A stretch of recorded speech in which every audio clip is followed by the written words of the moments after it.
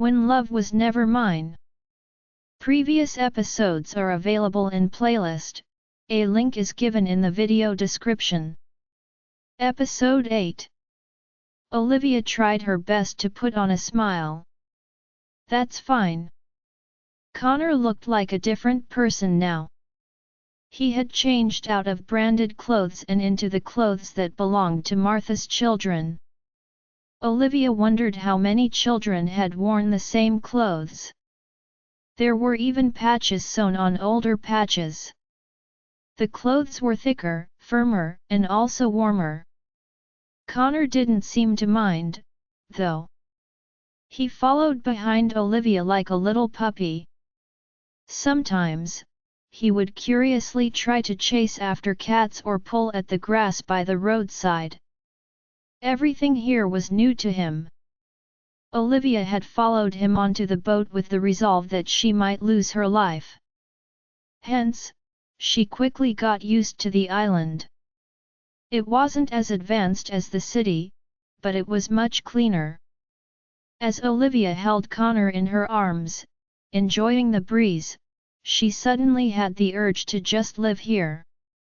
But she knew very well that it would be a matter of time before they were found, even if the island wasn't marked on the map. One day, Ethan's influence would reach this island. Only dozens of families lived on this island, and everyone led a simple life. That was what Tom told Olivia. They had kidnapped Connor for ransom. But that was because they wanted to improve the living conditions on the island. The children here never went to school, and they spent their whole lives fishing at sea. When they got sick, they could only surrender to fate. A few villagers died of pain because they didn't have money for treatment at the hospital. Olivia felt that it was ironic. Marina could easily spend $1 million on Connor's first birthday celebration. But the children here were drooling at the sight of cakes stolen from the kitchen. They divided the cake among themselves into small portions. After they ate the cake, they even licked their lips in fond remembrance. What was good, and what was evil? What was right, and what was wrong? As night fell, Olivia caught the delicious scent of cooking. An excited look appeared in Tom's eyes. "Miss, you're in luck. Mom baked some bread tonight just to welcome you. It's a feast for us too." Olivia was speechless. The excited look in the child's eyes broke her heart. She could have bread for every meal if she liked, but on this island, it was a rare treat. From a young age, she was used to being pampered in the Fordham family. Yes, she knew that poor people existed, but it was completely different now that she was experiencing it herself. Olivia walked up to the door with Connor in her arms. She saw Jerry sketching on the ground with a burnt piece of charcoal. She was surprised to see Jerry drawing so well. "Did you learn to draw?" Tom had a proud look on his face. "We don't even have teachers here, and Jack was the one who taught us how to write. Of course, we never took any lessons. Jerry learned how to draw by himself." "Not bad, right? More than that." "It's amazing," Olivia praised sincerely. Jack bought a sketchbook and a pencil for him, but he couldn't bear to touch them. He said that they're too nice. Drawing on the ground doesn't cost a penny. If Jerry had grown up in the city, he'd be a famous artist by now. When Tom said that, an extremely proud look appeared on his face. Olivia's heart grew even heavier. At the dining table, dinner was served. There were potatoes and some unknown vegetables. The main attraction was some fried pieces of meat with bell peppers. Olivia finally realized why they were carrying sacks of stuff when she went after them. Those were all ingredients stolen from the kitchen. To them, those ingredients were hard to come by. Tom and Jerry stared intently at the meat, but neither of them tried to take any. Jack placed the largest piece of meat on Olivia's plate, then gave Martha some as well. The rest was divided equally between the two brothers. Jack poured all the bell peppers onto his plate. Then, he said in a low voice, "Go ahead. Dig in." Looking at the large piece of meat on her plate, Olivia didn't know what to say. Tom and Jerry were still growing up. They praised Martha's cooking as they enjoyed the meal. Seeing that Olivia wasn't eating, Jack explained, "We only have limited food on the island. Just put up with it." Tom bit his lip. He didn't want to, but still, he picked up the meat from his plate. Then, he placed it on Olivia's plate. "Ms. Olivia, you're too pale. Please eat more." Seeing the meat piling on her plate, Olivia felt her heart breaking even more.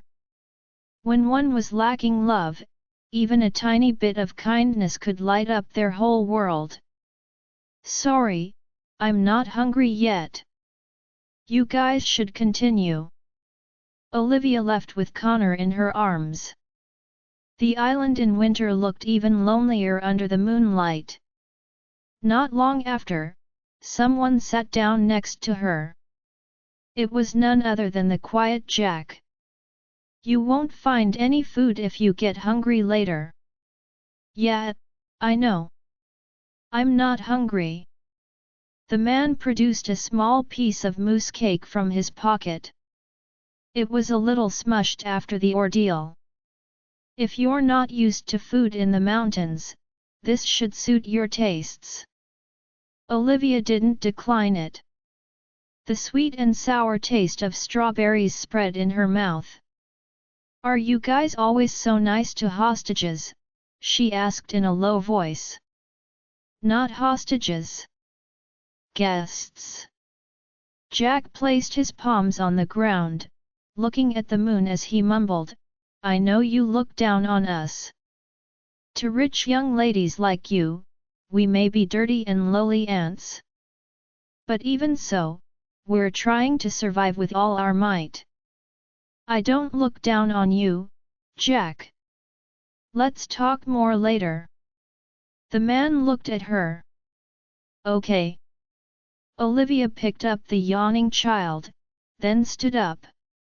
"I'll put him to bed first." As soon as Olivia entered the house, Tom came in with some hot water.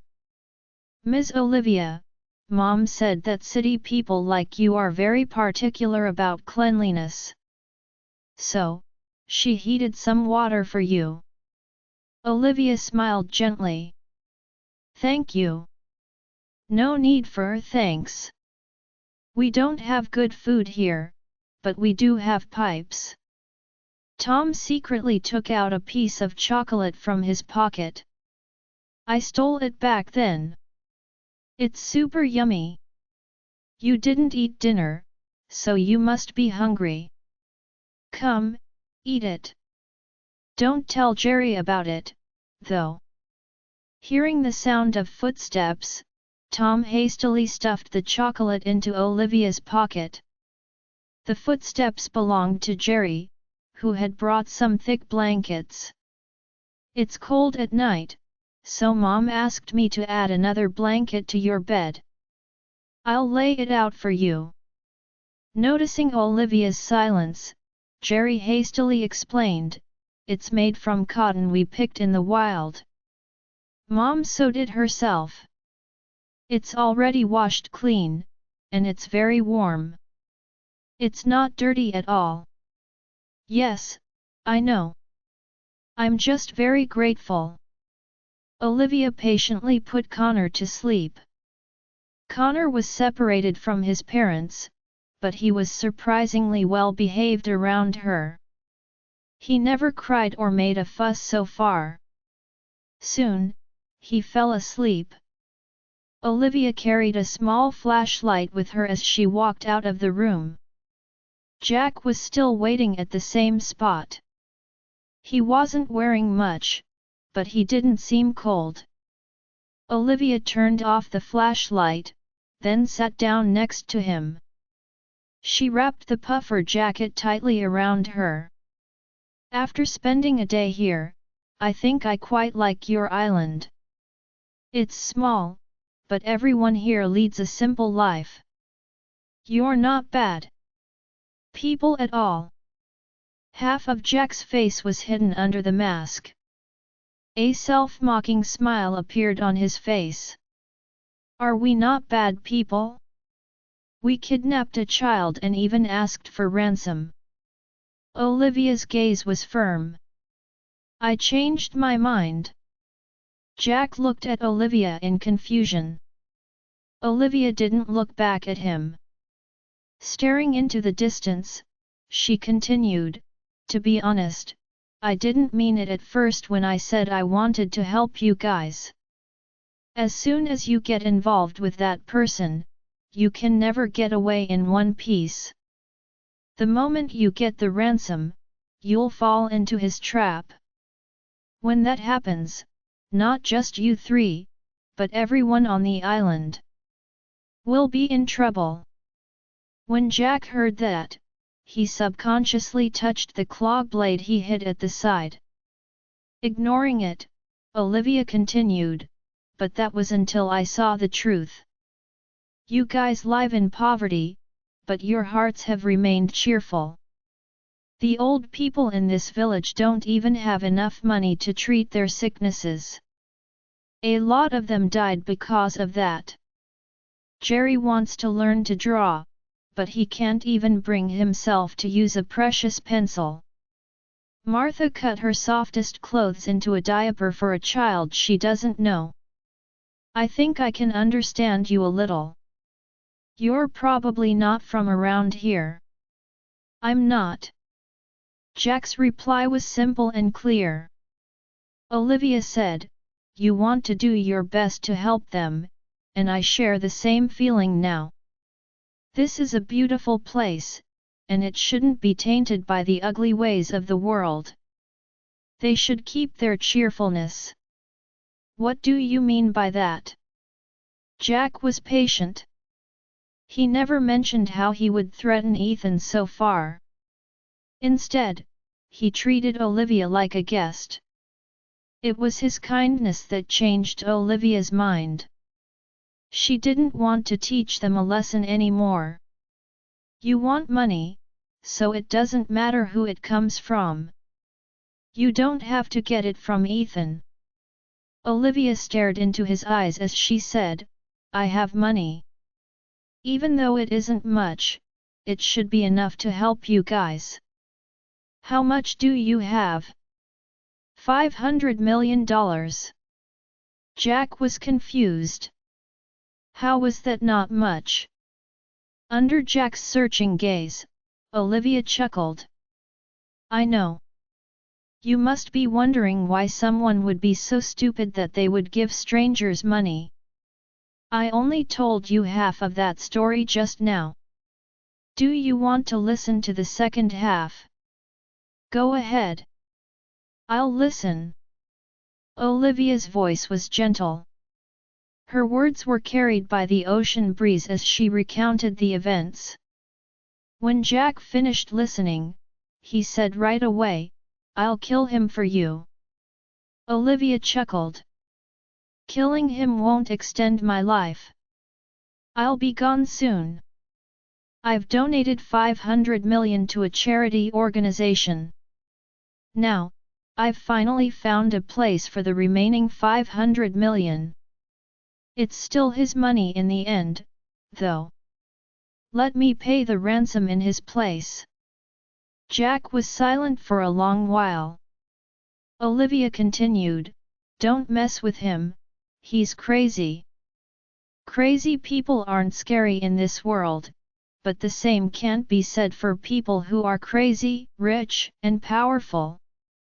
You think of this place as a haven, but it's only a matter of time before he finds this place.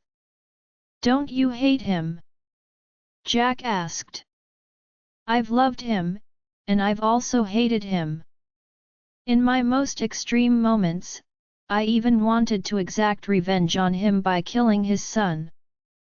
After staying here for a day, I've calmed down a lot. Olivia reached out and felt the ocean breeze through her fingers. I think I've finally found a place to belong.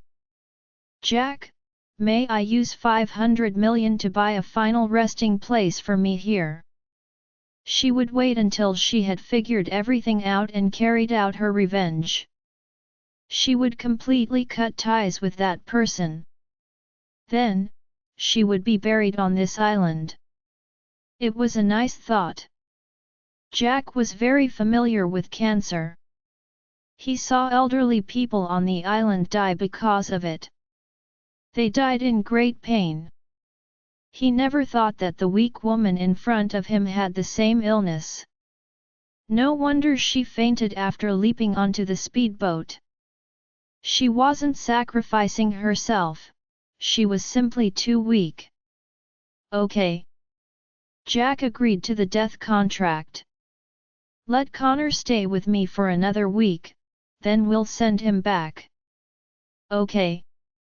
Reaching out, Jack suddenly helped her up. Come with me. Olivia didn't know what Jack was trying to do. She watched as he picked up the flashlight, which shone weakly. The dim light swayed along with Jack's steps, but it managed to light up the space in front of her. Jack led Olivia to the kitchen. Putting on an apron, he swiftly prepared the ingredients. He soaked the leftover bread in an egg mixture, then placed it on the pan while adding some bacon and peas. Instant. Olivia watched the man's tall figure under the dim flashlight. He whipped up the dish and the leaping flames licked at the bottom of the pan. The fire reflected off Jack's metal mask, reminding Olivia of Ethan from the past. No matter how late it was, Ethan would get up and cook something for her when she got hungry. Soon, some delicious eggy bread was served. Jack even plated it nicely for her. Eat. No matter how much time you have left, I hope that it'll be even longer than expected. Holding back tears, Olivia lowered her head and ate the eggy bread. The kindness shown by a stranger enveloped her, helping her forget the pain of betrayal for a moment. Jack's bony hand rested on Olivia's head, caressing it. Even if you only have one day left to live, you should live it to the fullest. Yet, the days that followed were simple yet joyful. Accepting the mission from Jack, Olivia gathered the children on the island. She began teaching them to read. Connor played with a kitten while he waited. When Olivia's class was over, he followed behind her. Stretching out his arms, he said, "Mama, uppy." At first, Olivia kept correcting him so that he wouldn't call her Mama. But as time went on, she got used to it as well. "Let me have a look at you, Connor. You fell again, didn't you? Look how dirty your face is." Olivia wiped his face gently. Giggling, Connor held her face between his hands and planted a kiss on it. "Ms. Olivia, how do planes fly? Ms. Olivia, can humans really dive to the bottom of the ocean? Won't they run out of air?" Ms. Olivia, the children on the island were very nice to her. Olivia already had a plan in mind. The people had been living on this island for years. So, they were probably unregistered residents. First of all, she would submit the documents needed to buy this island. This was to prevent others from developing it. careless development might affect the original lives of the people here, after all. Next, she would help everyone on the island get their identity documents. The third step would be to develop the island, which would provide security for the residents. They should at least catch up with modern times. Hence, they should have running water, electricity, and access to the internet. The children should be sent to school as well. After finding a reason to live, Olivia felt that it wasn't so difficult to stay alive anymore. The new year was just around the corner. Jack left the island for some special purchases. Tom and Jerry waited eagerly at the shore. When they saw Jack returning with a boat full of things, they leaped in joy. They moved all the things into the house. Other than some supplies, Jack surprisingly got hold of some fruits and snacks. He even bought diapers and baby formula. Olivia was surprised. "Why did you buy these?" "So that you won't have to change his diapers in the middle of the night." Jack passed her a bag. "These are for you." Glancing at them, Olivia felt her face redden. Inside the bag were some changes of underwear, a set of skincare products, and some hand lotion. Jack might be a man of few words, but he was very considerate. Before he left, he even asked her the types of medicine she usually took. "Are these the ones?" "Yes, thank you." Jack turned around awkwardly. "No need for thanks. I'm just paying some interest beforehand." Jack also bought a new set of clothes for Connor. Overjoyed, the children kept shouting, "It's the new year! It's the new year!" Olivia never thought that she would be counting down to the new year on a special island. She didn't expect to spend the occasion with a group of strangers either. She even had Connor in her arms. After the celebratory dinner, the children gathered for fireworks at sunset. They even stuffed a sparkler or two in Connor's hands. Olivia took many photos of Connor today. Her phone ran out of battery a long time ago. Fortunately, Jack bought a charger for her.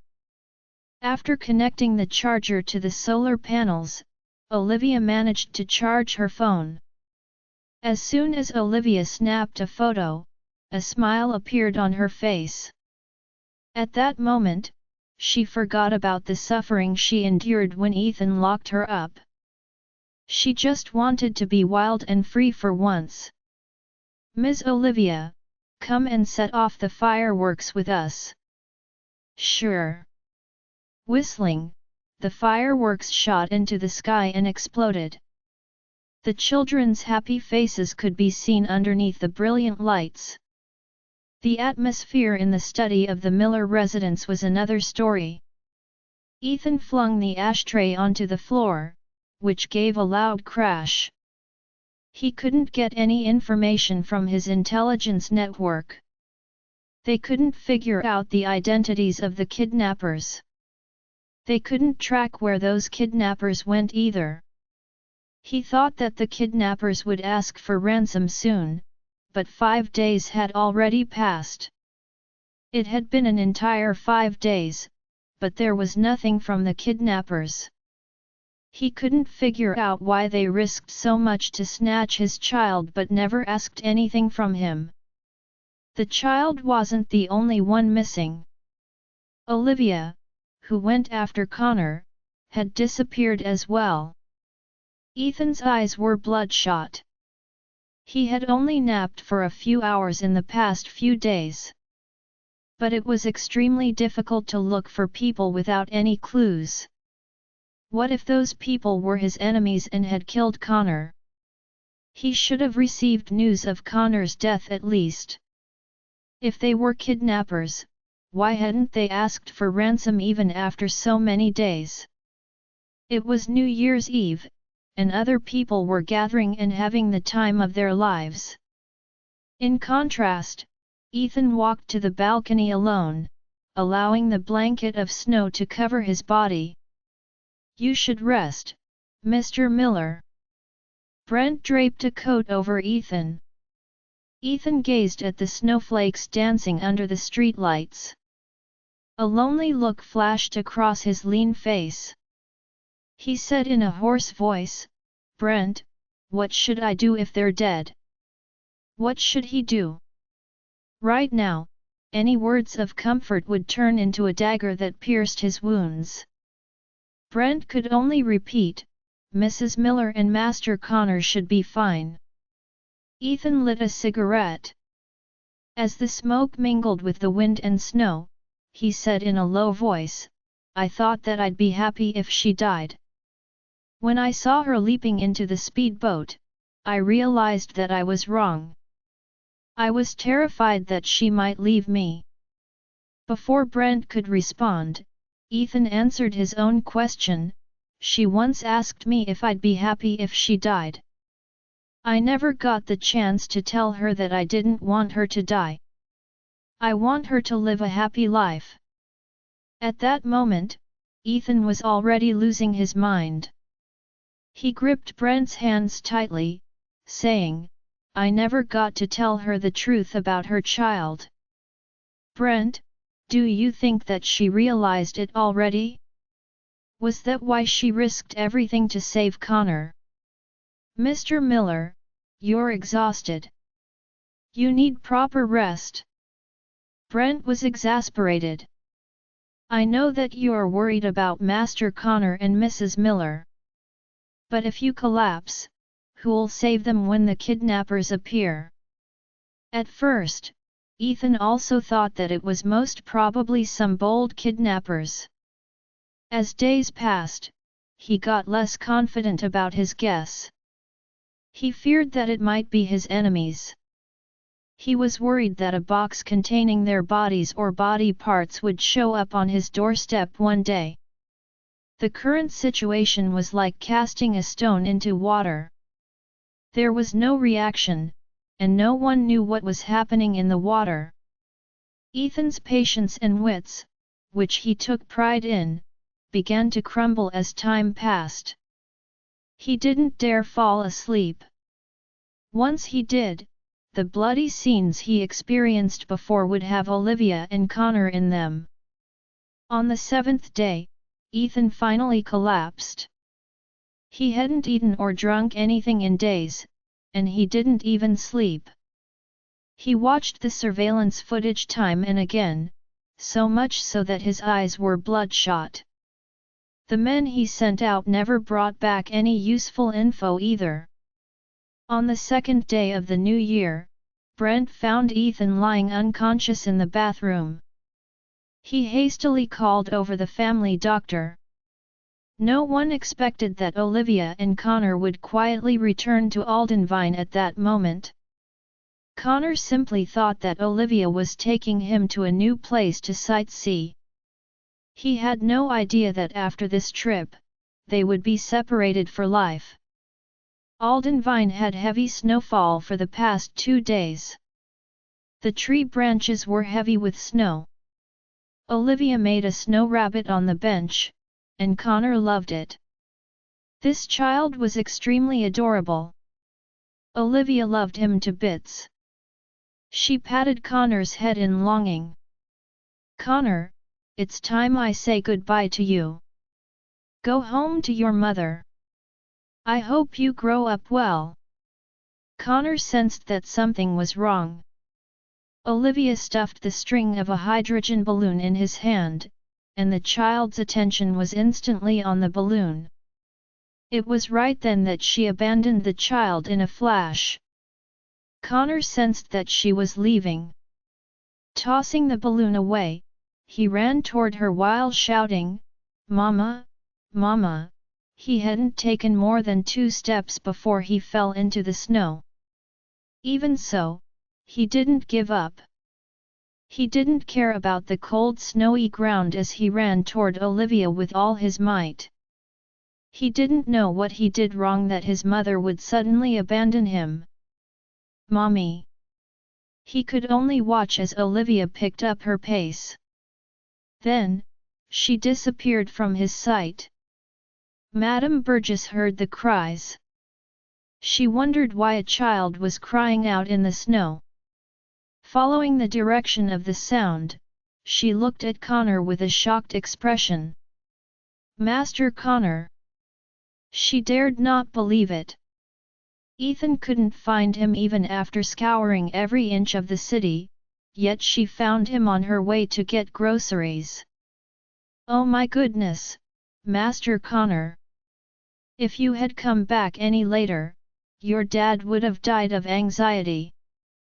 Madame Burgess picked Connor up while she informed Brent that the child had been found.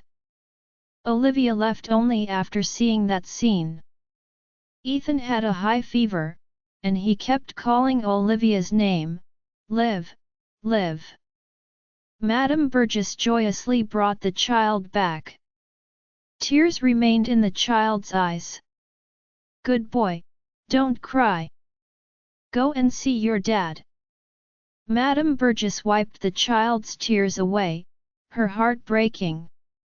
As if sensing something, Ethan slowly opened his eyes. When he saw Connor, he thought he was dreaming. Daddy! Connor could already call out to him in a clear voice. Ethan hastily pulled the child into his embrace. The joy of recovering a lost child filled his heart. He quickly looked at Madame Burgess. What happened? Slapping her thigh, Madame Burgess immediately started describing. Mr. Miller, I had a dream last night. I dreamed that I picked up an egg, and guess what was in the egg? Why, it was Master Connor. I knew then that he would be found soon. In the end, Ethan frowned. That's way too far back. Get to the point. Madame Burgess hastily gave Ethan a quick rundown of how she found Connor. Ethan frowned even deeper. You didn't see anyone other than him? No. When I found Master Connor, he was crying. He was also holding a hydrogen balloon in his hand. Oh, right, he also kept calling Mama. Mama. Ethan thought. Connor had never been willing to call Marina Mama, so the person he was calling for couldn't have been her. It could only be Olivia. Brent, who had already brought men to investigate the scene, reported to Ethan right away. Mr. Miller, I've checked the surveillance. Ms. Fordham was the one who sent Master Connor back. She purposefully left Master Connor on Madame Burgess' way home from grocery shopping. That way, Madame Burgess would notice him. Was there anyone else besides her? Ethan asked. No, keep investigating. Ethan was even more confused now. Could it be just like Marina said, that Olivia had hired people to kidnap Connor? If she wanted to threaten him, why would she send the child back without even a request? Ethan quickly denied that possibility. The child was still wearing the emerald necklace she gave him. She could have harmed Connor that night. She didn't have to get people to kidnap Connor at all. It wasn't her. So why didn't Connor's kidnappers harm her or the child? No matter how long he thought about it, Ethan couldn't make sense of it. He decided to call Olivia up to ask about it. When he dialed her number, he found that Olivia's phone was turned off. Ethan sat up despite his illness. What did Olivia mean by this? He got someone to track Olivia's location, but he soon found that she never returned to the apartment. She didn't even contact Everly. Instead, he found that she had just withdrawn a sum of money. Was she threatened by someone? Did she strike a deal with them in private? But the cash only totaled up to $700,000. No kidnapper would ask for merely several $100,000. They had kidnapped the richest man's son, after all. Ethan believed that instead of paying the ransom, Olivia was more likely escaping. After all, online payments would easily expose her location. But with cash, no one would find her. She must be planning something. The damned woman was trying to run away again. He should have bound her with iron chains. Ethan ordered, "Seal all the exits. Don't let her leave." He stuffed the child into Madame Burgess' arms. "Take good care of him. Mr. Miller, you're sick. Where are you going?" Grabbing his coat, Ethan rushed to the door. He coughed as he said, "I'm going to get that stupid woman back." Ethan's face was pale. He held his fist to his mouth time and again as he coughed lightly. He watched as people walked by outside. He had watched the surveillance footage at the bank where Olivia withdrew money. She didn't seem to be threatened. She even went to the mall leisurely. No kidnapper would allow their targets to have so much free time that they would go shopping at a mall. Also, just like Connor, Olivia seemed to have gotten a little plumper. Her mental state seemed to be stable too. She wasn't sickly like she used to be. Ethan had a feeling that she had been living well in the past few days. "Mr. Miller, I've already asked someone to check. Mrs. Miller never bought any tickets for any transport.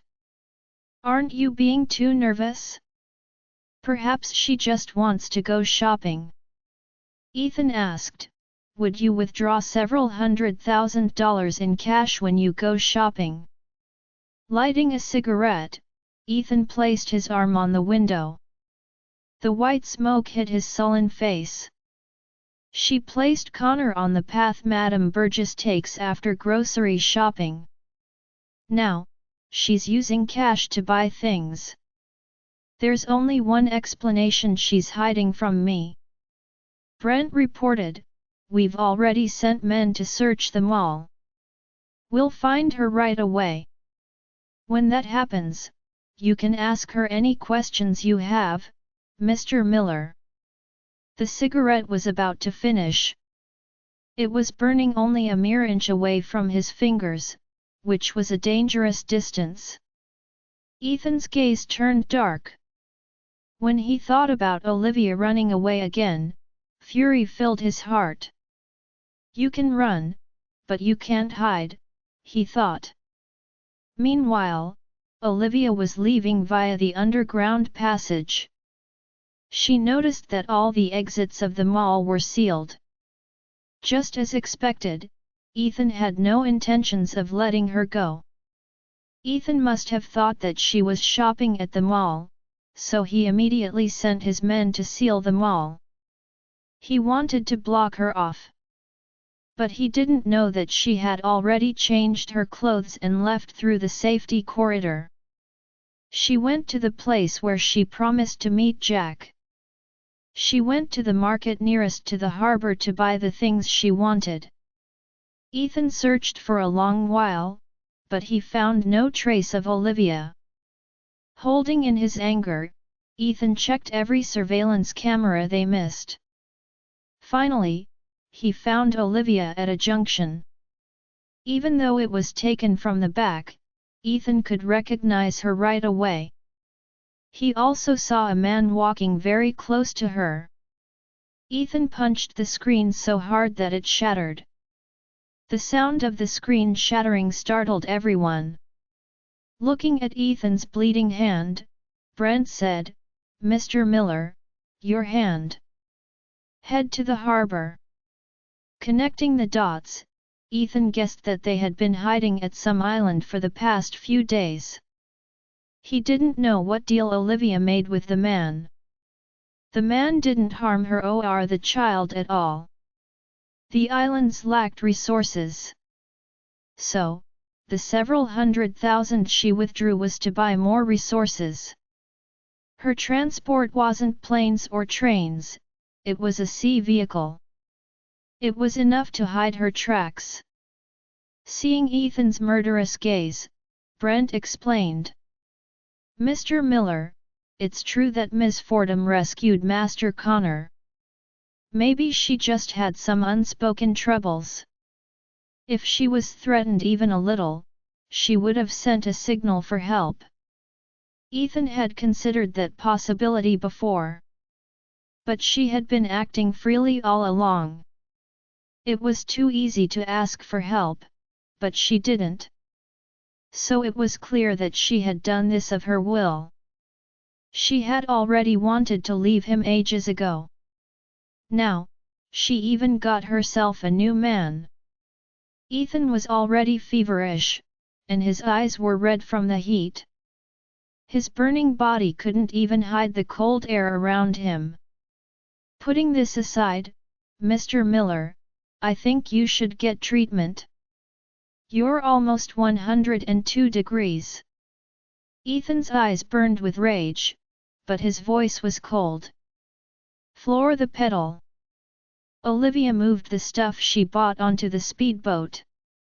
She knew that Ethan would still be searching the mall right now, but her heart felt uneasy for some reason. Seeing her pale face, Jack couldn't help but ask, "What's the matter? Is it your gastric again?" "No, I just feel a little uneasy." "Let's not dawdle and just go."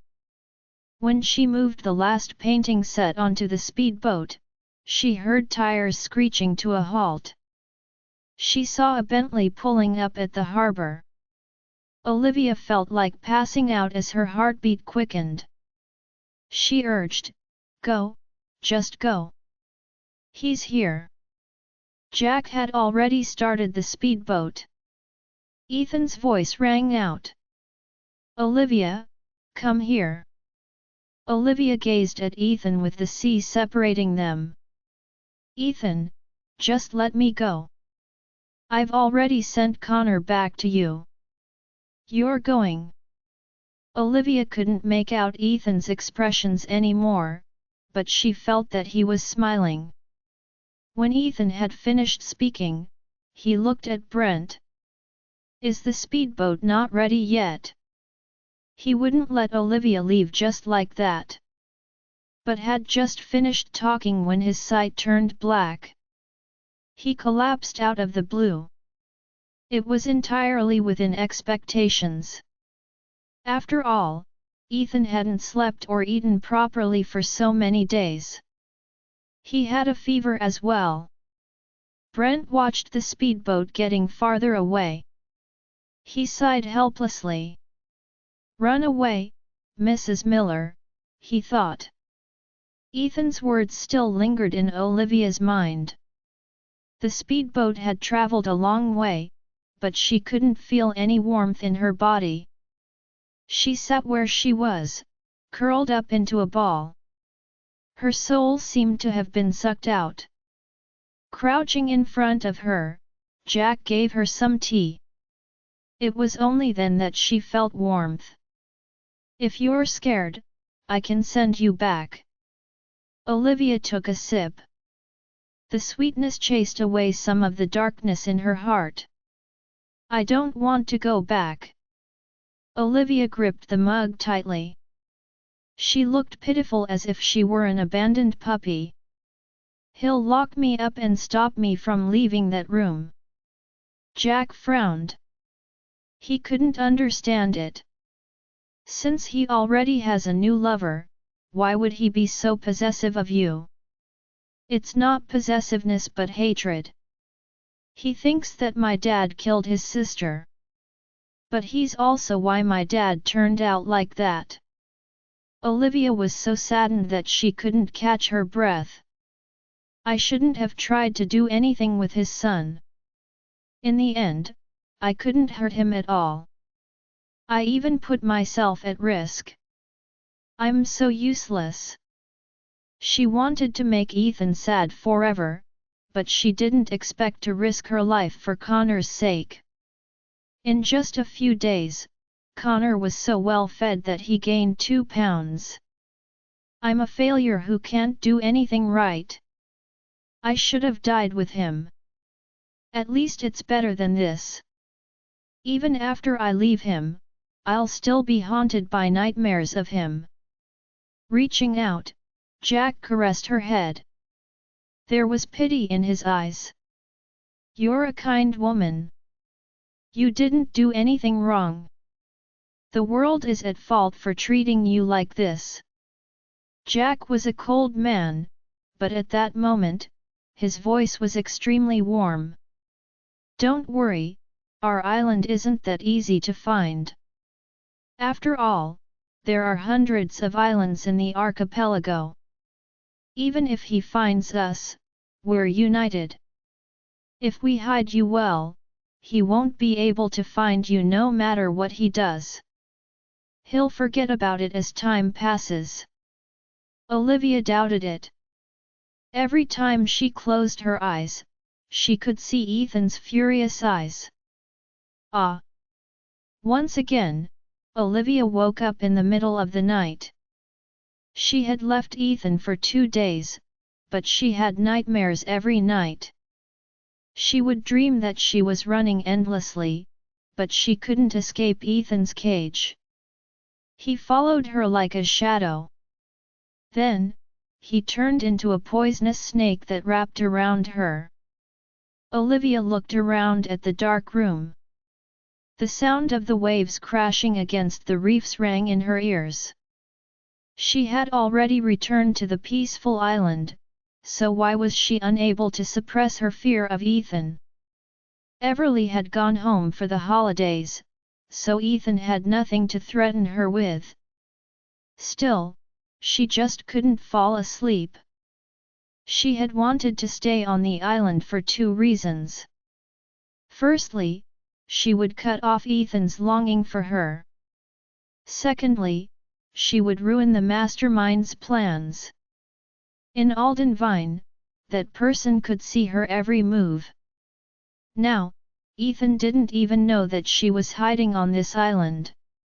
She would wait until that person had let down their guard.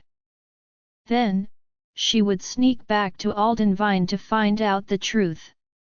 She would give that person a surprise. Olivia would feel much better staying on the island. She didn't want to leave for the time being, no matter what reason it was. She watched as the sky turned from dark to bright. As the sun rose, Olivia strolled around the island. Everyone was nice to her. They enthusiastically invited her into their homes for breakfast. They also thanked her for delivering some supplies. Jerry went out even earlier than Olivia. He sat by the beach as he doodled with the art supplies she bought. His youthful and handsome face was filled with excitement. "Ms. Olivia, how's this?" He had never formally learned to draw before, but he was talented beyond belief. His black and white drawings in the past were amazing enough. So now that he could color them, they looked even better. Olivia nodded, feeling comforted. "You draw very well." If such talent could be coupled with more knowledge, Jerry would be able to achieve big things in the future. "You taught me well, Ms. Olivia. Will you keep staying on the island?" Jerry's eyes gleamed when he looked at her. "Yes," Olivia replied uneasily. She didn't know how long she could stay here. She didn't know which would come first, Ethan or death. "Ms. Olivia, you don't look too good. You've been upset for the past few days too. Are you worried about Connor? He can eat and sleep whenever he wants, and people serve him every day. There's nothing for me to worry about." The next few days remained peaceful. No suspicious people arrived at the island. Olivia's tense mind slowly relaxed. The sea zone was huge here, and they were on an uncharted island. Other than the locals, no one knew that this island existed. Even if Ethan tried to use drones, the wind and snow were harsh at sea. It wouldn't be able to fly far under such horrible weather. At least Ethan wouldn't be able to find her anytime soon. The smile returned to Olivia's face. She had already made plans. After she endured the length of Ethan's patience, the mastermind would have run out of patience too. Olivia found her purpose here. Every day, she taught the children how to read. She also taught Jerry to draw. Sometimes, she would learn how to make shoes from Martha under the warm sun. Jack would go fishing with the villagers. Sometimes, they would return only after a few days. Every time they came back, their boats would be full. Under the rays of the setting sun, everyone relished the joy of harvest. But Olivia noticed something off about Jack's hand. "Were you hurt?" Jack subconsciously hid his hand behind his back. He replied in a low voice, "It's nothing." She forced his hand out. She found a large wound on his palm, and blood was streaming from it.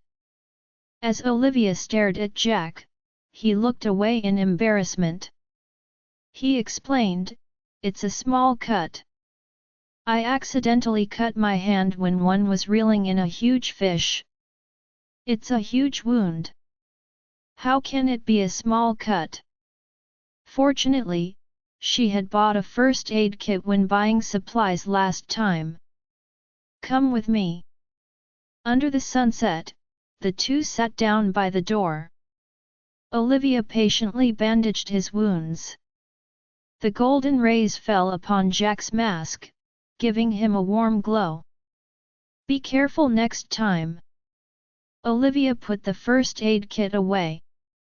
She noticed that he was still staring at the bandaged wound. "What's the matter? Is the bandage loose?" "No." The man raised his head. The sun tinted his black eyes with a faint light. His voice also sounded a little gentler. "You're the first person to have bandaged my wounds." Olivia calmly looked away. She didn't know where Jack came from. The people on the island didn't know about his past either. While she was lost in thought, Jack grabbed her hand. "What are you doing?" she asked. "I'm giving you a present as thanks." Jack swiftly led her into the forest. There was a treehouse in the forest, which Jerry showed her 2 days ago. Jack swept the fallen leaves away. Then, he led her into the underground secret base. It was completely dark underground, so Jack lit an oil lamp. The warm glow brightened up the whole base. When Olivia saw the things stored there, she was shocked. "Are these all yours?" she asked, pointing at the firearms and weapons hanging on the wall. The man responded in a low voice without explaining too much. Grabbing a small handgun, he placed it in Olivia's hand. The truth always sides with the strong. No matter what happens in the future, you need a weapon to protect yourself. Touching the heavy gun, Olivia had a nervous look on her face. She gulped. "You're giving this to me?" Under the mask, Jack's dark eyes gleamed earnestly. He said in a cold voice, "If you can't escape, I hope that it'll be your final way out." He pointed the gun at his chest. "Remember this spot and pull the trigger. It only takes one shot." He knew about her waking up from nightmares every night. He was quiet, but it didn't mean that he didn't care. If you don't want to have nightmares, you just have to end it at its source. Olivia nodded, frightened. Come, I'll teach you how to use it. Even though Jack was injured, it didn't affect his movements at all. As he explained, he took the gun apart. Before using the gun, you have to understand it so that you won't accidentally hurt yourself. Got it? Olivia didn't decline his kindness. She didn't know what troubles she would face in the future.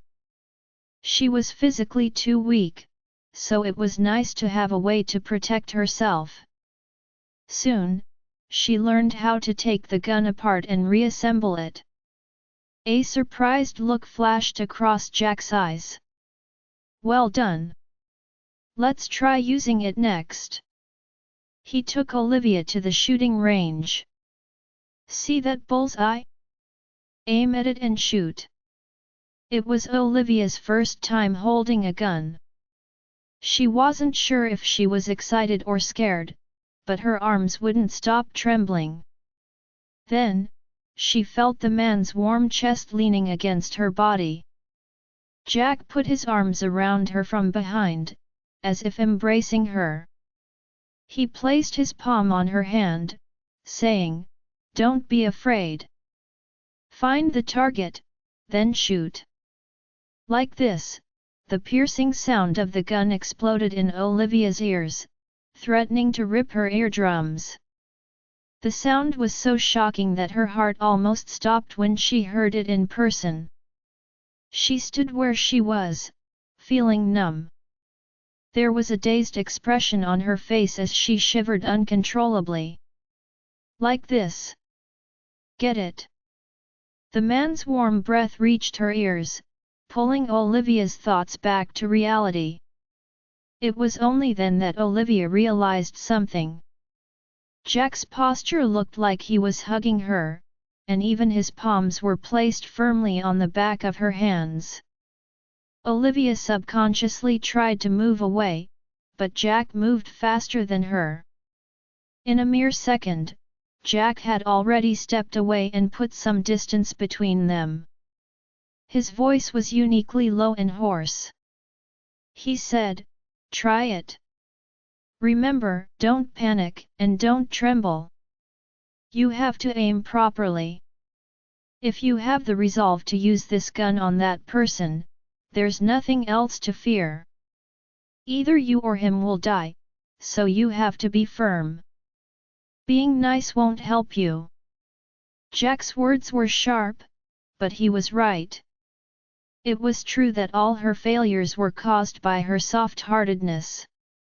She was too weak.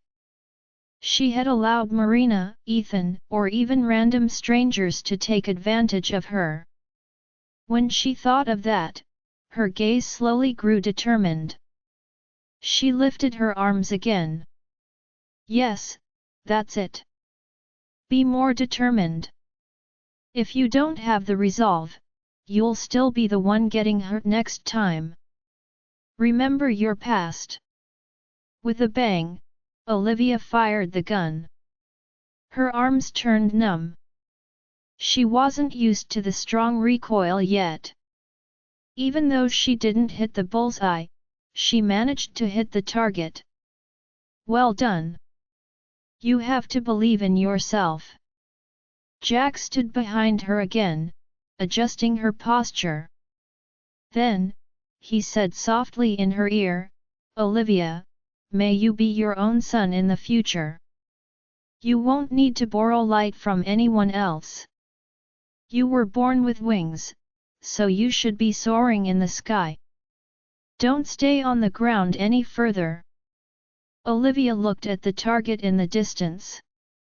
She pretended that it was her current self. She didn't know when it started, but her brilliant self had turned meek. She couldn't do anything but be controlled by others. Not just Ethan, but even Olivia herself hated what she looked like right now. Shooting forward, the bullet hit the bullseye. See? This is what you should be like. Jack let go of her. There isn't much here, but we do have plenty of bullets. Looking at Jack, Olivia had the urge to ask him about his identity. When she thought that everyone had their secrets, Olivia changed her mind. She said softly, "Thanks." For the next few days, she would be here every day. Jack didn't hide anything either. He taught her lots of ways and skills to fight. He even took her to hunt wild rabbits and chickens in the mountains. Olivia was a smart person. She was quick to pick up new skills, even shooting. In just a few days, she could already hunt on her own. She couldn't bring herself to hurt the rabbits at first, but now, she could skin them skillfully.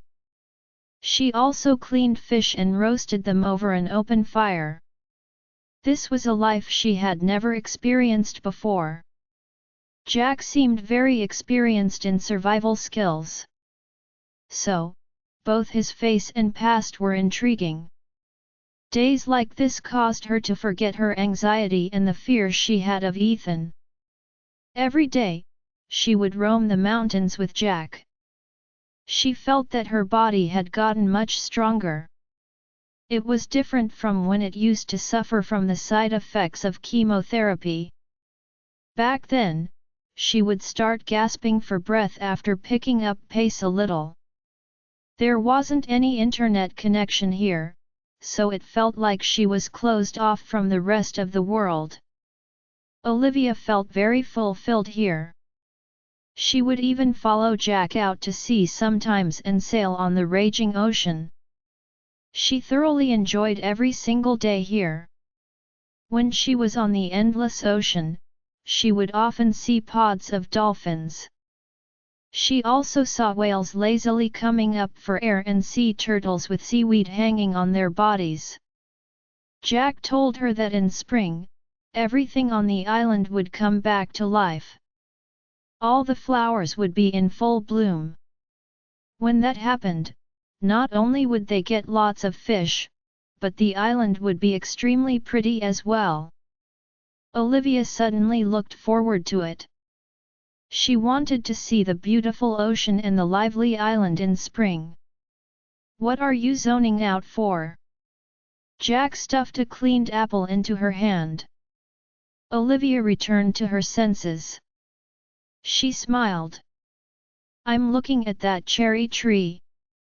It should bloom in a few days. I'm suddenly looking forward to the flowers blooming in spring here. I'm imagining the beautiful sights."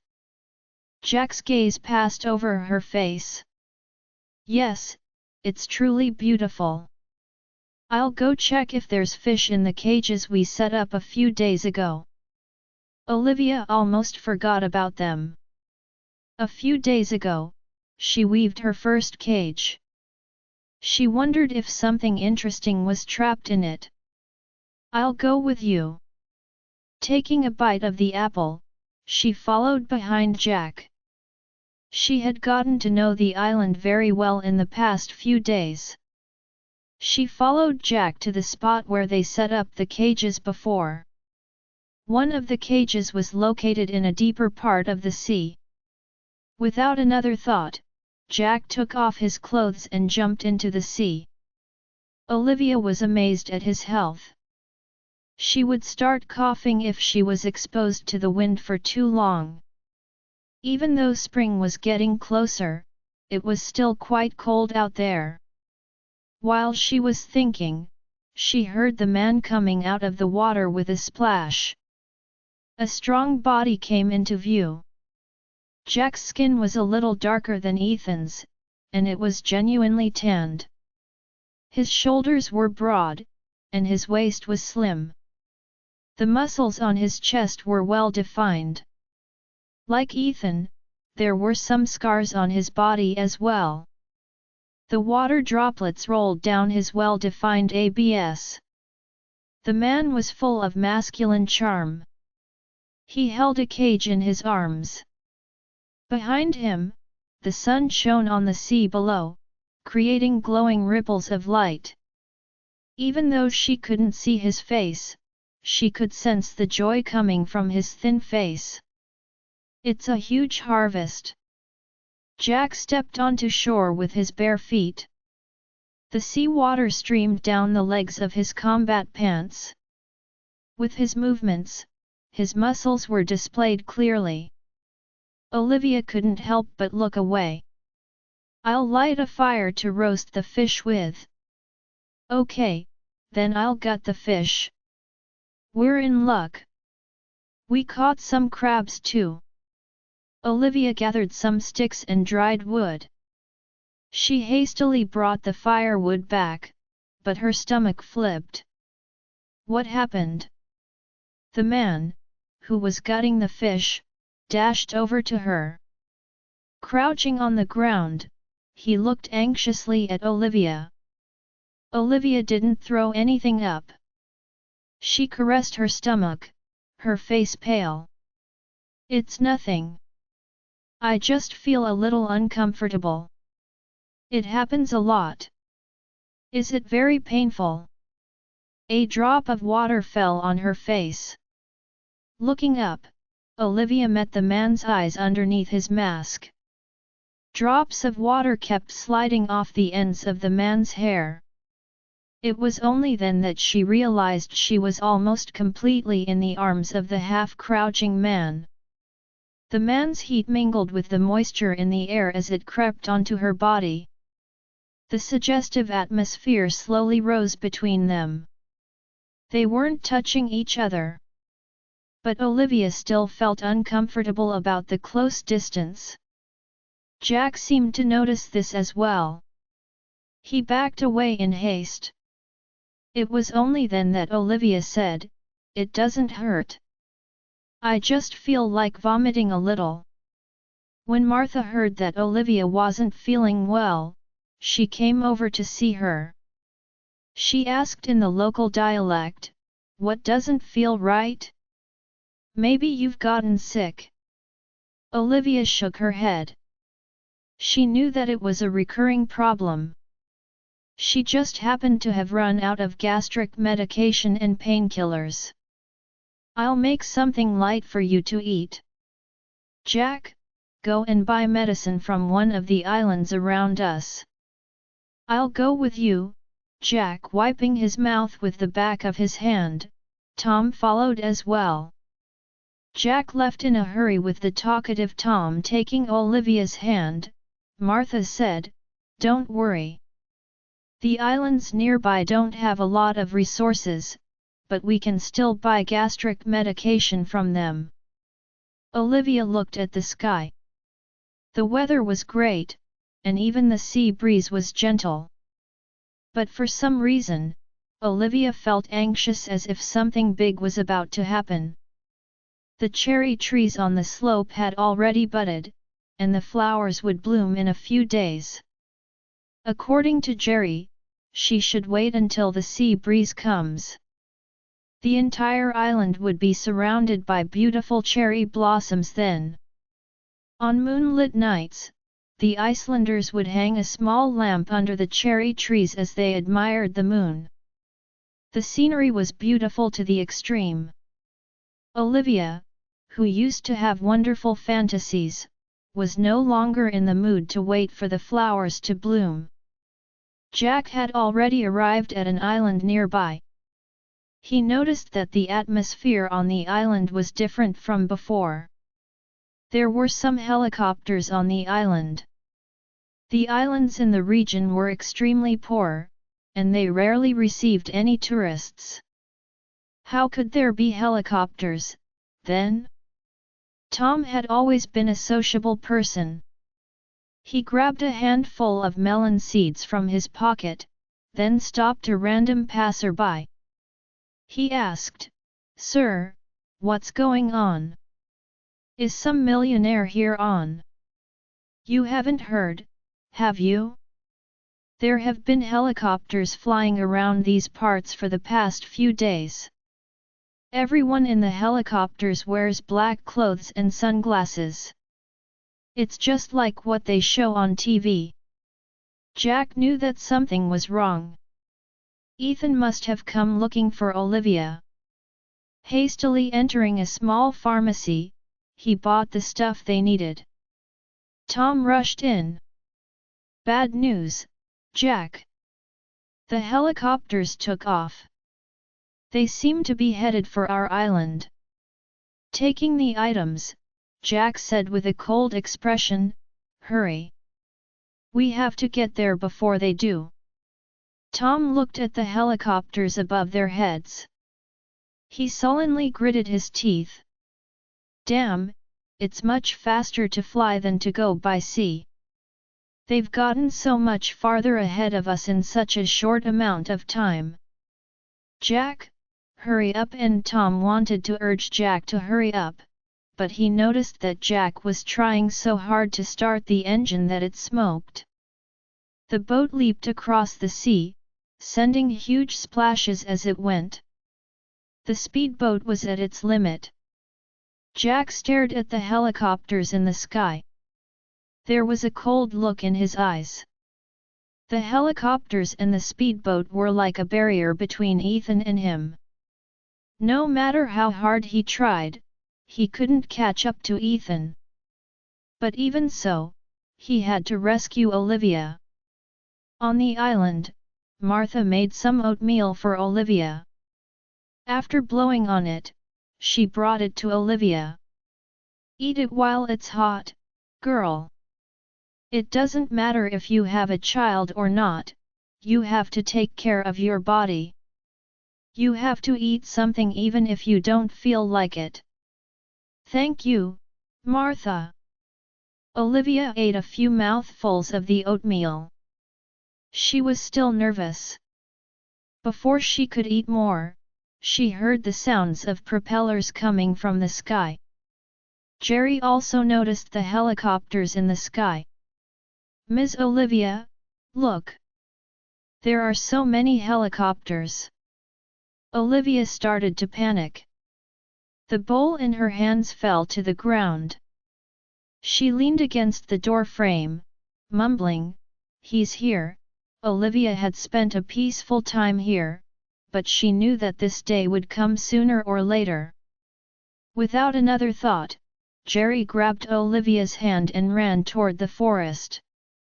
"Don't be afraid, Miss Olivia. Even if they come here, they can't be sure that you're on this island as long as you hide. We've already told the villagers about it. No one will betray your location. Those people will naturally leave when they can't find you." Despite that, Olivia felt even more nervous. It was Ethan, after all. He hated accidents most of all. If he were just searching, the helicopters could be split to the surrounding islands. This would save more time. But the helicopters had come here together. This meant that he was confident that he could find her. If she hid, wouldn't she be causing trouble for the Icelanders? While she was worrying, the helicopters circling in the sky had found a place to land. "Stop looking, Miss Olivia. Hurry and hide in the mountains. Don't worry. They won't find you there." Olivia hid in the hut. Then, she used the telescope in the hut to observe what was going on. Everyone was curious about the helicopters that had suddenly visited the island. One after the other, the helicopters landed on a relatively flat piece of land. The hatch opened. Brent and Kelvin peered at the surroundings on the island through their sunglasses. The rest of the bodyguards stood in a row. They wore bulletproof vests and were equipped with guns. After making sure that there was no danger, Brent guarded the hatch. Olivia panicked. Did Ethan come in person, she thought. The thought had just crossed her mind when she saw a small tender hand reaching out from the hatch. Right after that, she saw Ethan in a black wool coat. His body was slender and tall, and he stood upright. In his arms was Kanat, who was wearing a panda-themed onesie.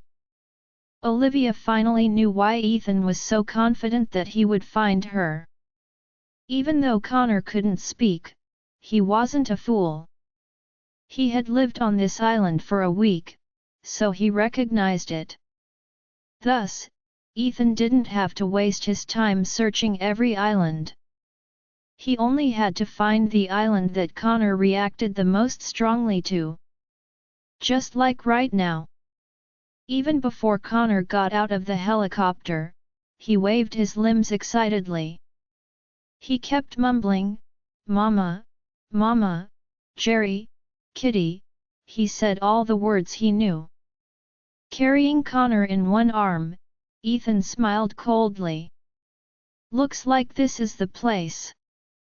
Everyone stood ready for action. The other party had used firearms before, so they didn't dare take it too lightly. Kelvin had also stopped smiling like he usually did. He said something over the communicator. Soon, warships appeared on the surface of the sea. They proceeded to surround the island. Snipers were positioned high above. Other members of the special forces slid from the ropes of the helicopters into the forest. They were all wearing bulletproof vests. Olivia didn't expect so many people to be summoned just to look for her. She knew that the Millers had an unusual identity, but even this was a surprise to her. The man standing at the top of the business empire could easily summon armies as well. As time passed, more ships, helicopters, and special forces arrived on the shore. It was just a matter of time before they found her. Connor was so excited that he struggled to get out of Ethan's arms. After making sure that the area was safe, Ethan let him go. "Good boy. Let's look for your mommy." A confident look appeared in Ethan's eyes. He thought, "Try escaping now, Olivia." Connor acted like a military dog. He was very familiar with the island, after all. Kelvin kept shouting, "Slow down, Master Connor. Careful, you might fall." Connor dashed forward with his baby steps. He tripped and fell from time to time, but he quickly got up and continued running. When he spotted the cat, he ran over to it and mumbled, "Kitty, Kitty." Ethan signaled with his gaze. Following the cat, Brent approached a family. Martha was cleaning up the mess on the ground. Brent showed Martha a photo of Olivia. He asked politely, "Ma'am, have you seen this woman before?" Shaking her head, Martha spoke in a dialect Brent couldn't understand. Running up to the door, Connor dashed toward Martha. "Granny." Martha was about to explain when a tall man walked up to her. There was a cold look on his face, and he gave off a stern air. Ethan said in a low voice, "Ma'am, I don't mean to offend you. I'm only here for my wife. I hope you'll cooperate with us, or..." Ethan added, "I can't guarantee the sort of disrespectful actions I might take against you." The intense pressure he gave off sent chills down Martha's spine. Even so, she waved her hands, explaining that she had never seen this person before. Ethan was no fool. He could see through a person's act right away. Connor was very familiar with the island. He didn't even look at the houses around him. Instead, he followed the cat here right away. This might very well be the place Olivia stayed at. Connor couldn't understand why Martha ignored him. She used to treat him so well in the past. Ethan patted Connor's head, then said gently, "Connor, "Where's Mama?" Connor stopped mulling over it. Changing directions, he went to the room where he and Olivia used to stay. Martha wanted to stop him, but Kelvin's tall figure blocked her path. "Excuse us, ma'am." Ethan opened the wooden door. The room had a simple layout, and all the furniture was made of wood. There was a small bed in the room, and a drawing board was placed next to it. The picture showed cherry trees under the moonlight. The island looked especially quiet in the moon's glow. The artist was extremely skilled. From a glance, Ethan could tell that Olivia had drawn the picture. He was overjoyed when he confirmed it. He had finally found her. There was also a thick pile of drawings at the side. Ethan calmly looked through them. A picture showed fishermen returning in the evening light. Smiles filled the faces of the women and children. There was a youth weaving straw hats while another painted in the morning sunlight. A man with a metal mask leaned against a cherry tree. Perhaps Olivia didn't mean anything when she drew it. But to Ethan, there was another meaning to this drawing. This was the man who took her away. Ethan had a cold air about him. He walked up to Martha with the picture in his hand. Then, he asked coldly, "Tell me, ma'am. Where is she?" When Olivia saw Ethan entering Martha's house, she had the urge to go back. A hand grabbed her wrist tightly. Coming back to her senses, she realized that it was Jack. He had returned before she knew it. Olivia was panicking. "He's here. I know. Don't be afraid." Jack patted her head to comfort her. "I'll take you away. Come with me." Olivia's heart was in a mess as she panicked. She swiftly followed Jack down a path off the island, where a speedboat was waiting. She would be free as soon as she got onto the boat. But she was doubtful. Could she achieve true freedom? She turned around to look. Someone had already found traces of her and reported it to Ethan right away. Ethan's angry voice sounded over the speakers. "If you run away, Olivia, I'll burn this whole island to the ground." Her nightmares had come true. Ethan's voice clung to her tightly like a stubborn nightmare. Olivia's defenses were destroyed. She said in a trembling voice, "I have to go back." Jack said earnestly, "You still have a chance of survival if you leave now." Olivia replied, "At the cost of how many lives?" This island though existed on the map. The residents never even had proper documentation. "Did you see those warships? If he claims that everyone on the island is a cruel terrorist, they'll just open fire. They won't even have to take responsibility for it." Frowning, Jack asked, "Who exactly is he?" "I don't know."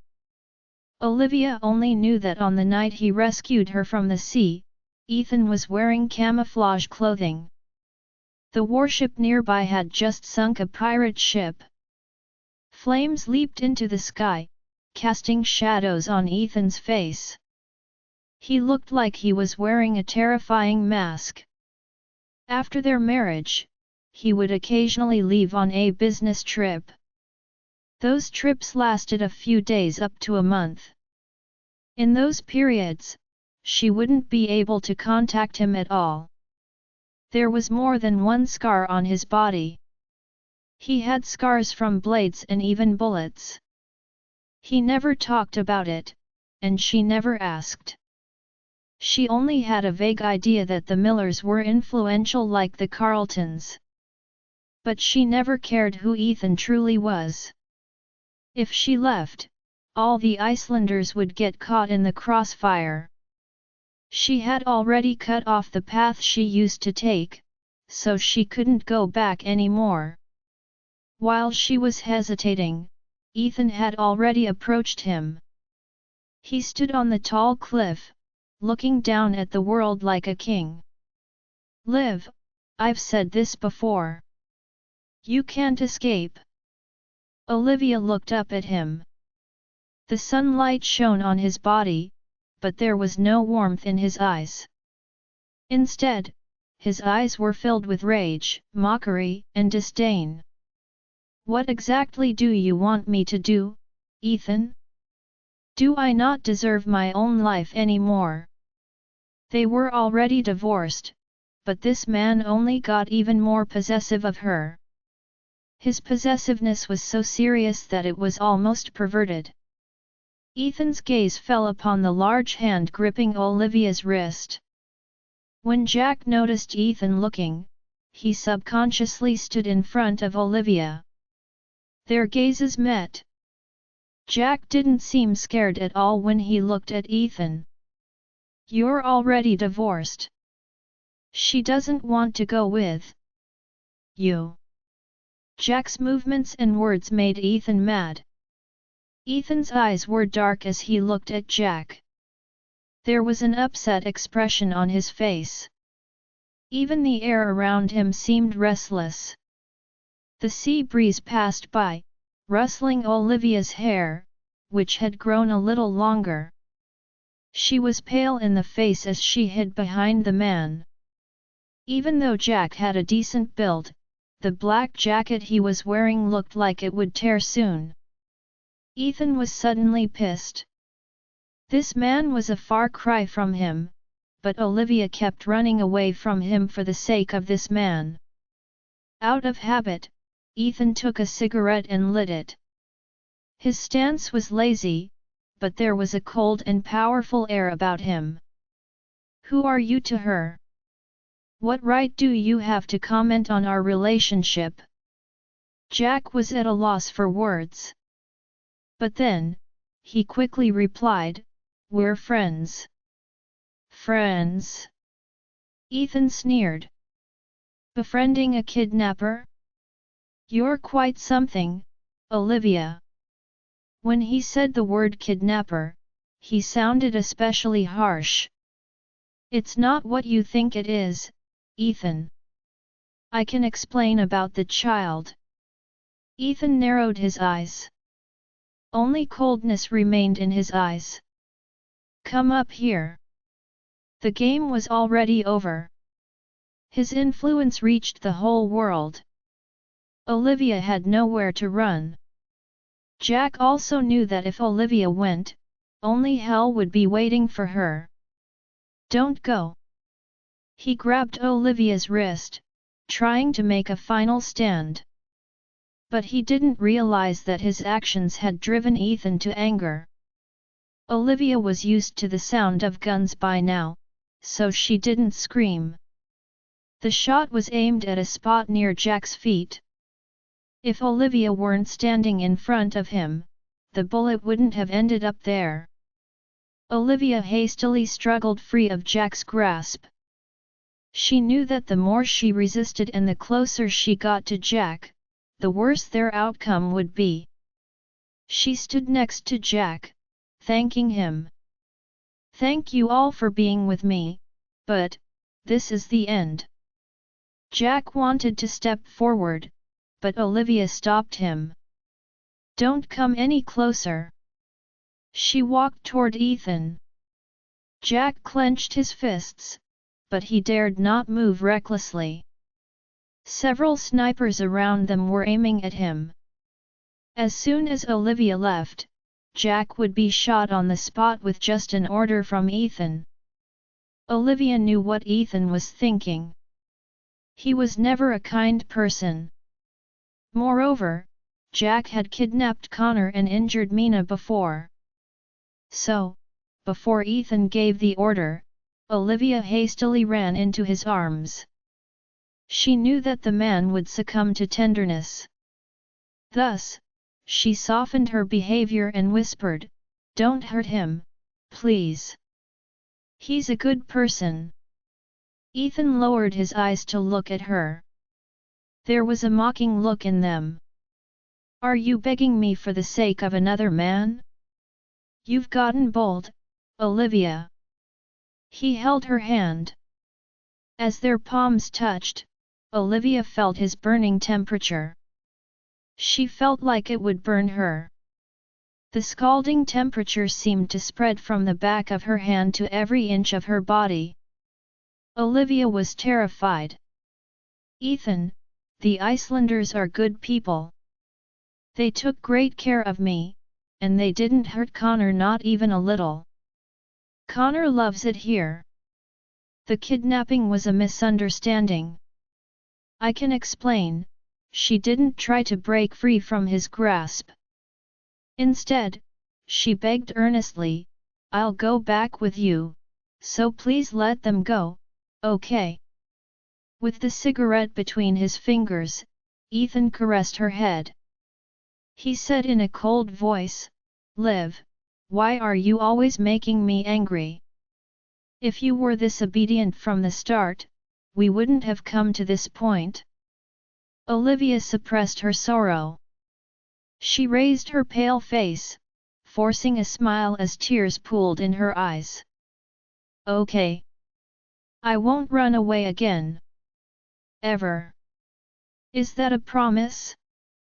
What do we do if you run away again? Olivia silently looked at him. The tears in her eyes broke his heart. Still holding the cigarette between his fingers, he held Olivia's chin. The burning end of the cigarette was mere inches away from her skin. She could feel the heat coming from the cigarette. If she moved even a little, she would be burned. Olivia could only stay in place, allowing Ethan to speak in her ear. Liv, if you run away again, I'll wipe this island off the face of the earth. I mean it. Olivia closed her eyes in humiliation, tears streaming down her cheeks. Yes, I understand. As soon as she finished speaking, a kiss stole her breath. Without holding back, he forcefully invaded every inch of her. She didn't want it at all.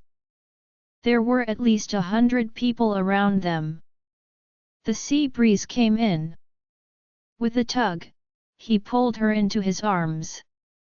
The cigarette fell from Ethan's hand as he deepened the kiss. Olivia was filled with embarrassment and humiliation. Ethan knew that, but it didn't mean anything to him.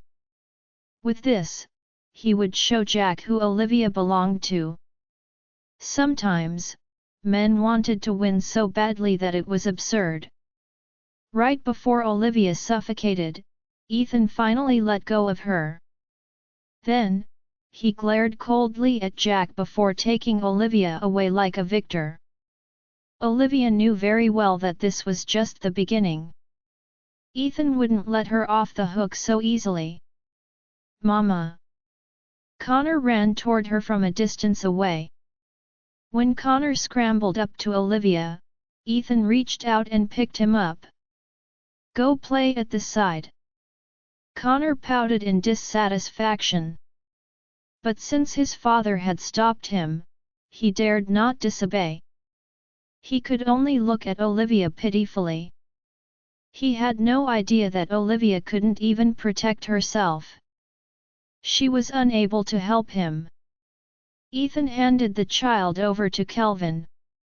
Then, he took Olivia into her room.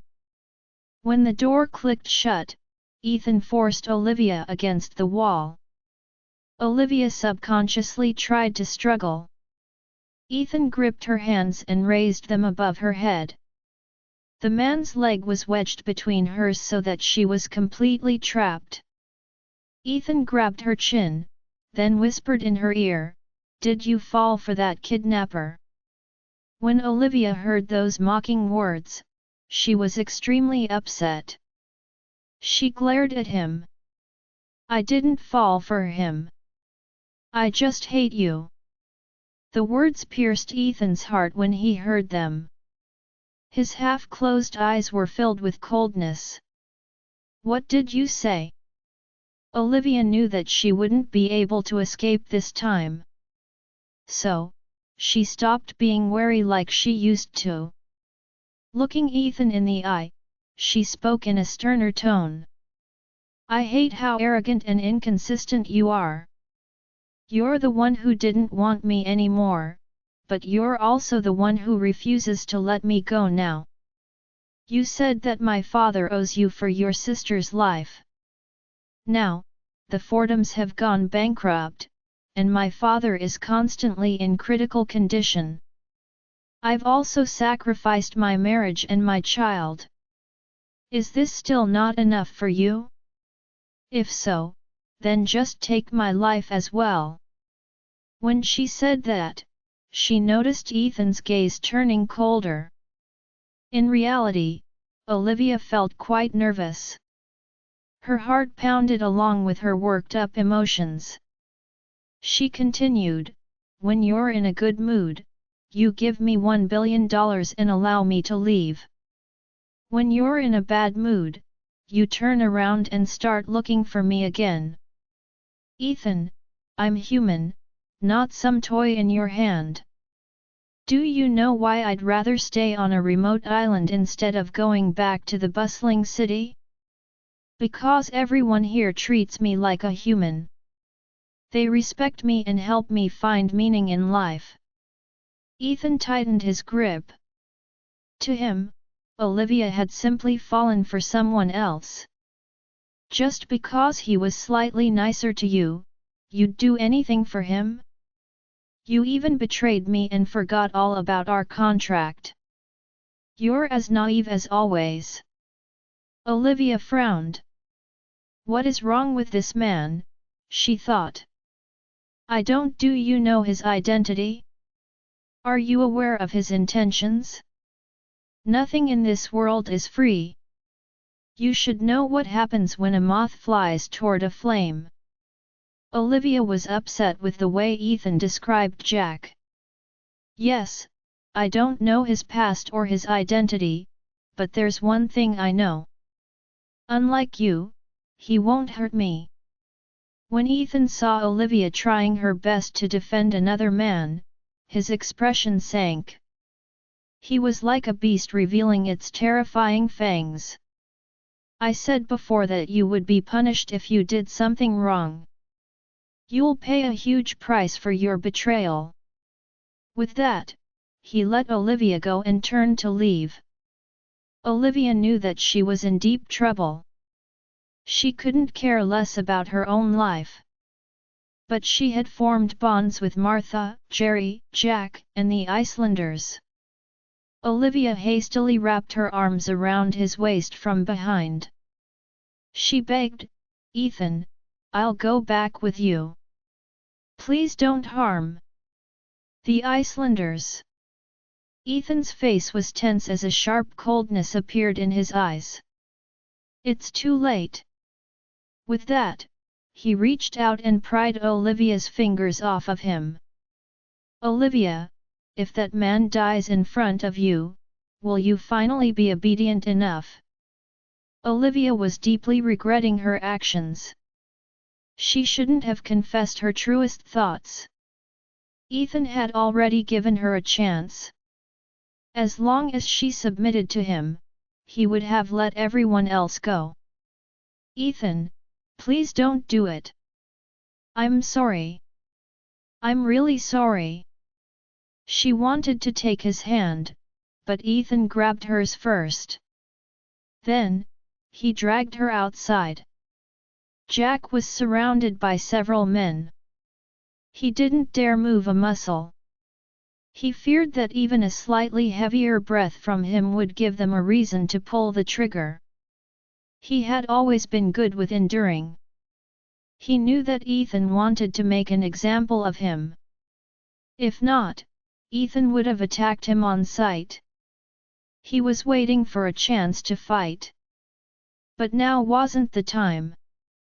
When he saw Olivia being taken into the room, he didn't know what sort of terrors she would have to go through again. He was anxious, but he mustn't make any reckless moves. Jack knew about crazy people like Ethan. If he showed too much concern about Olivia, he would only be putting her in danger. Soon, the door to the room opened. Jack watched as Ethan dragged Olivia out with him. Olivia looked so fragile, but Ethan didn't seem to pity her one bit. Jack subconsciously tried to move forward. Brent reminded him in a cold voice, "Don't move." Jack looked at Olivia in worry. He opened his mouth but didn't say anything. A gun had appeared in Ethan's hand. He looked high and mighty as if he were some god that controlled others' lives at will. "Watch closely, Liv. He died because of you." Olivia was terrified. She didn't know what she could do now to stop Ethan's frenzy. The more she begged, the more it would stoke Ethan's murderous intent. But even if she didn't beg him, he would still do it. "What should I do? What on earth can I do?" she thought. At that moment, a clear voice rang out. "Go to hell, you criminal!" It was Tom's voice. He had been hiding and lying in wait for a chance. Jack had taught him how to use a gun before. But since guns were dangerous, Jack usually forbade him from using them. Tom innocently thought that the crisis would be resolved if Ethan died. Then Olivia would be free again. The bullet didn't come from Ethan's hand. Instead, it came from the gun Tom was holding. Tom was hiding in an overlooked corner. The gun was aimed at Ethan, but Tom wasn't very good at shooting. Because of his panic, his aim was off. The bullet whistled through the air as it headed right toward Olivia's chest. No one expected the sudden turn of events. They didn't think that the child would have a gun. When Olivia saw the bullet, she was already pulled into an embrace. She could smell the familiar wooden scent. It was just like Ethan's personality, reserved and cold. His tall figure not only blocked off the snowy wind for her, but it also blocked the bullet. "Ethan!" Olivia looked at him in panic. At that moment, her emotions were in a mess. All her thoughts centered on Ethan. "Are you okay? Does it hurt?" Olivia got out of Ethan's embrace. She saw that the bullet had pierced the black wool coat and hit the bulletproof vest underneath. She sighed in relief. It was also at that moment when all the snipers aimed at Tom instead. Olivia hastily said, "Don't shoot. He's just a child." Ethan reached out his cold fingers to touch the tears in the corners of her eyes. He said, "A young beast with fangs is still a beast in the end. Liv, if I hadn't worn a bulletproof vest today, either you or I would have died." Leaning in her ear, he whispered, "Having mercy on your enemies is the same as being cruel to yourself." Ethan's voice was soft, and Olivia couldn't sense any emotion in it. But she knew that he was mad. He was furious. Other than matters that concerned her, his mood swings were quite severe. When he faced other people, the angrier he was, the calmer he appeared. Olivia hugged him tightly, begging in her soft and humble tone, "Ethan, Tom didn't mean to harm me. He's just a child." Connor didn't know why Olivia was sobbing so much. When he saw her crying, he also felt sad. He immediately started wailing as well. "Daddy, Mama!" Connor's wails distracted Ethan's thoughts. The child tottered toward Ethan. Ethan picked the child up. Connor and Olivia were sobbing on either side of him. He was greatly annoyed. He had no choice but to compromise. Fine, I can let the child go. But Ethan glared straight at Jack. His voice was cold as he continued, must die. Shaking her head, Olivia continued to beg. Ethan, with one hand carrying the child, Ethan wiped her tears with his other hand. Liv, with every plea you make, I'll add one more hole to his body. Do you want to test me? Olivia instantly shut up. This perverse man was capable of anything at all. She could only let her tears fall in silence. Ethan whispered, the more tears you shed for his sake, the more he will bleed later. Olivia felt like a heavy boulder was weighing upon her heart. There were thousands of words she wanted to say, but at that moment, she couldn't make a sound. She could only shake her head continuously. Reaching out, Ethan rubbed her eyes. Be a good girl and look away. We can return to our normal lives after this. Tom, who was being held down, started shouting. Popping out of nowhere, Jerry spoke up as well, if you want to kill someone, kill me. Don't hurt Jack, he just wants to improve the Icelanders' quality of life. He's a good man. Even when we took your son away, we never hurt him. We even gave him milk, which is a luxury to us. The boy had also appeared in Olivia's drawings. Ethan only responded with 2 words, get lost. The usually timid boy refused to budge. If you truly love Ms. Olivia, you won't hurt her friends.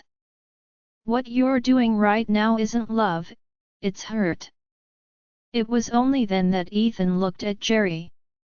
An evil smile appeared on his lips. Who told you that I love her? The more she suffers, the happier I am. If killing you could break her heart, that's the best thing I can wish for. Jerry couldn't understand how such cold words could come out of a human mouth.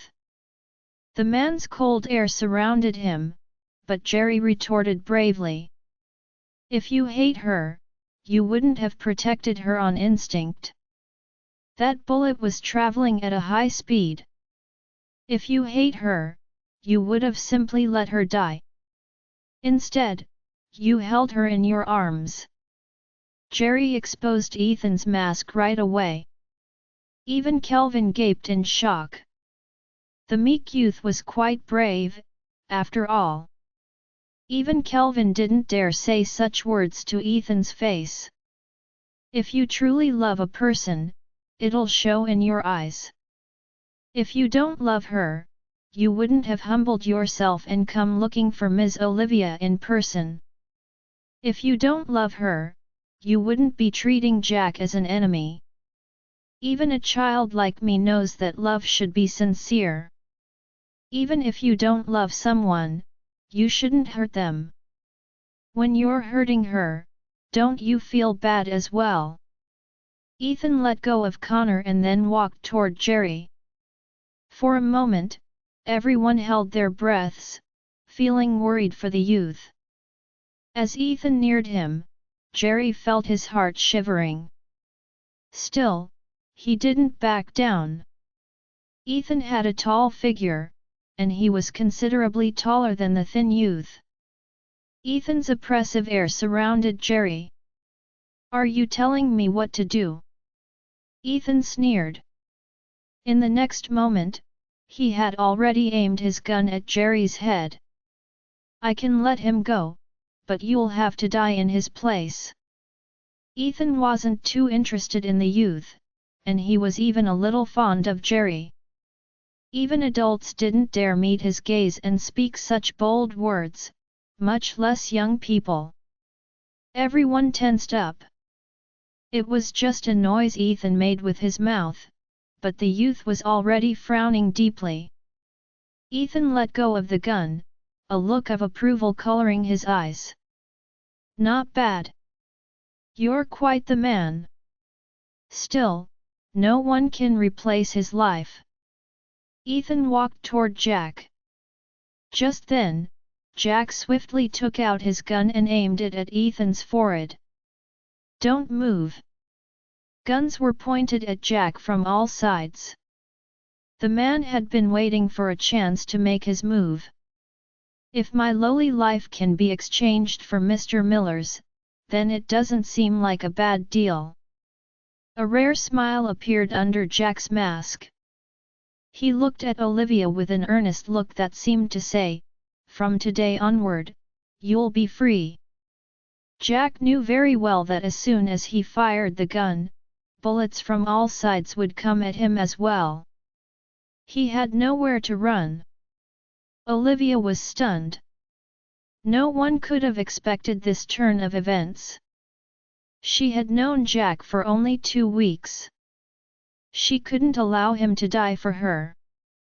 No, don't shoot. Olivia ran toward the two in a crazed manner. Ethan, who had a gun aimed at his head, didn't seem to be scared. Instead, maniacal enthusiasm could be seen in his eyes. Why don't we make a bet and see who survives? Olivia shouted, "Don't shoot, Jack. Please, don't shoot." As soon as he fired the gun, no one would know how things would turn out. But she was sure that only tragedy awaited them. Before Jack could shoot, Olivia was already standing between the two. "If you two are going to shoot, then you should kill me first." Ethan frowned, upset at Olivia's sudden interruption. "Take her away." Throwing herself at Ethan, Olivia hugged him. Her warm tears trailed down his neck as she said in a trembling voice, "Stop. Please, just stop.